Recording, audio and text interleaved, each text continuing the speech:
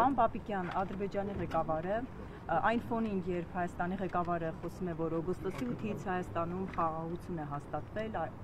ուրիշ իրողություն ունեն հայ ժողովուրդը, ուրիշ իրողություն է ապրում, այդ ֆոնին Ադրբեջանի ղեկավարը խոսում է Հայաստանի շրջաների մասին, ասում է, որ ադրբեջանական ծագում ունեն, պատմություն է ցույց տալիս եւ քարտեզի վրա չկա Սևան, կա Գոյչա, չգիտեմ ճիշտ ասի թե չէ նրա այդ ձևակերպումը, արդյոք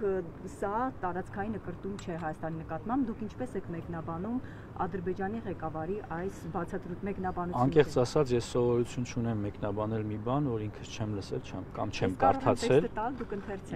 Ես ինքս կկարդամ ըստ անհրաժեշտության մյուս առիթի ժամանակ դրան կպատասխանեմ, բայց այն որ Ադրբեջանի հռետորաբանությունը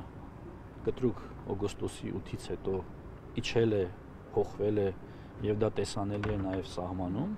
ինչը ես կարող եմ ասել որպես պաշտպանության նախարար, դա փաստ է։